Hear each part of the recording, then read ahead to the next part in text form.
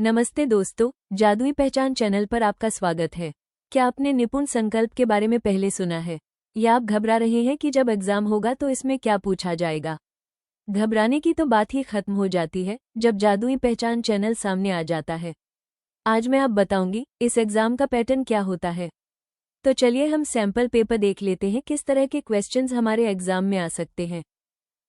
यहाँ आपसे एक सिंपल सा क्वेश्चन पूछा गया है, इसमें मात्राओं की पहचान करनी है। यहाँ राम शब्द प्रोनाउंस करते वक्त हमारे मुंह से बड़े आ की आवाज आती है। तो क्या अब आप पहचान सकते हैं कि राम शब्द में कौन सी मात्रा छुपी हुई है?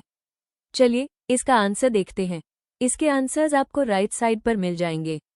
सेम पैटर्न पर एक और सवाल आया हुआ है। यहाँ पूछा है, सेब शब्द में कौन सी मात्रा यूज हुई है? हमें क्लियर दिख रहा है कि सेब में छोटे ए मात्रा का यूज हुआ है। ये क्वेश्चंस आपको सेम लग रहे होंगे, लेकिन सारे क्वेश्चंस ऐसे नहीं हैं। हालांकि इसमें भी सेम पैटर्न यूज किया गया है। यहाँ आपको बताना है टोपी शब्द में कौन सी मात्राओं का यूज हुआ है। याद रहे यहाँ एक मात्र नहीं बल्कि दो मात्राएं हैं। सही विकल्प का चुनाव करें। Answers are already given on the right side. इस क्वेश्चन में आपको एक पिक्चर दी गई है और आपको ये बताना है कि यह पिक्चर किसकी हो सकती है। आपके पास 4 ऑप्शंस है। इन्हीं ऑप्शंस के बेसिस पर आपको आंसर करना होगा। आपको क्या लगता है ये कौन है? घोड़ा, कुत्ता, हाथी या खरगोश? करेक्ट आंसर इज हाथी। अब इसे पहचान कर दिखाइए, यह आपको कौन लग रहा है? ये कौवा है, तोता है, कबूतर है या बड़े पंखों वाला मोर है? भाई मुझे तो ये तोते जैसा दिख रहा है।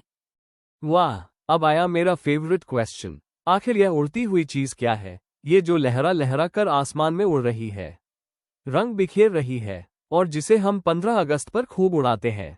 आखिर यह क्या है? आप सबने अपने घरों में इसे उड़ाया होगा। जी हाँ, ये पतंग ही है, उल्लू नहीं है। आपको बताना है कि जो फूल इस चित्र में बना हुआ है वो कौन सा है। आपके पास ऑप्शंस दिए हुए हैं, उनमें से चूज करके आपको सही ऑप्शन या विकल्प चुनना है। इंग्लिश में इस तरह के क्वेश्चन को ऑड वन आउट कहा जाता है। बस आपके यहाँ भी वही करना है। जो बाकी सारे ऑप्शन से आपको अलग दिखाई दे रहा है, आपको उसी को चुनना है। इस तरह के 3 से 4 क्वेश्चंस आपको दिखाई देंगे एग्जाम में।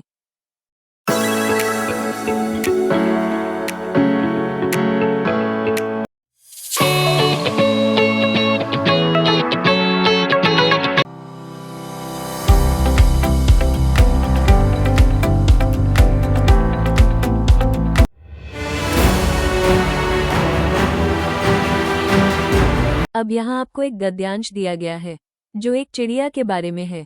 आपको बताना है ये छोटी सी प्यारी सी चिड़िया अपने जीवन में क्या क्या करती है, कैसे अपना घर चलती है, कैसे अपने बच्चों को पालती है और सुबह से लेकर के शाम तक उसकी दिनचर्या कैसी रहती है। अब आप इसको एक बार पढ़ लीजिए, उसके बेसिस पर आपको आने वाले 3 से 4 क्वेश्चंस मिलेंगे। गद्यांश के आधार पर आपको बताना है कि चिड़िया किस प्रकार का पक्षी है। आपके पास 4 विकल्प दिए गए हैं। Correct answer is given on the right side. बताओ, मैं अपना घोंसला कहाँ बनाती हूँ?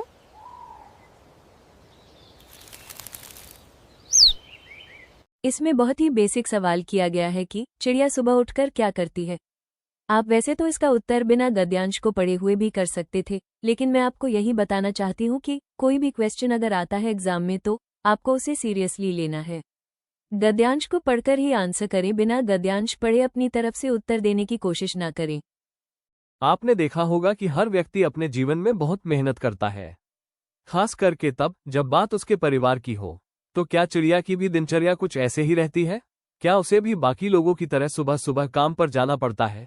और अगर वह जाती भी है तो वह पैसे तो कमाती नहीं, फिर उसका उद्देश्य क्या होता है? Choose correct option. यहाँ आपको जो क्वेश्चन पूछा गया है वह ग्रामर यानी व्याकरण पर आधारित है। इसके लिए आपको सोचकर आंसर करना होगा। इसका आंसर आपको गद्यांश में नहीं मिलेगा। इसका आंसर आपको अपनी समझ के आधार पर देना होता है। इस तरह के और भी क्वेश्चंस आएंगे जहां पर पर्यायवाची शब्द भी पूछे जा सकते हैं। एक बार अपने कॉन्सेप्ट्स रिवाइज कर लीजिए, जैसे संज्ञा क्या होती है। इसमें आपसे ग्रामर से रिलेटेड क्वेश्चन पूछा गया है। इसमें आपको एकवचन और बहुवचन यानी सिंगुलर एंड प्लूरल के बेसिस पर आंसर देना है।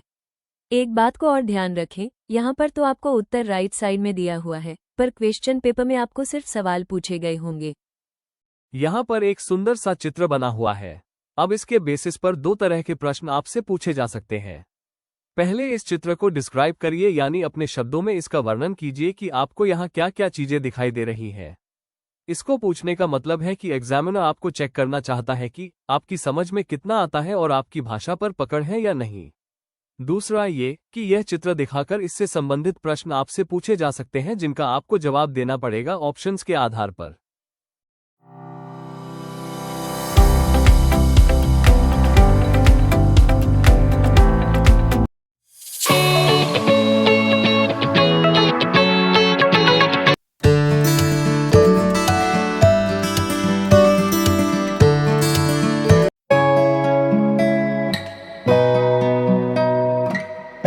इस तरह के प्रश्न में आपको कुछ शब्द दे दिए जाएंगे और उन शब्दों से आपको नए वाक्य बनाने हैं। ध्यान रहे कि जब भी आप कोई वाक्य बना रहे हैं तो वो ड्रामेटिकली बिल्कुल सही बनने चाहिए।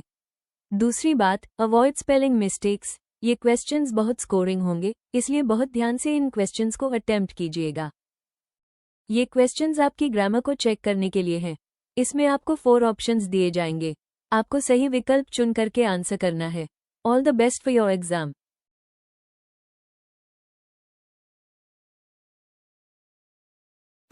Hello friends!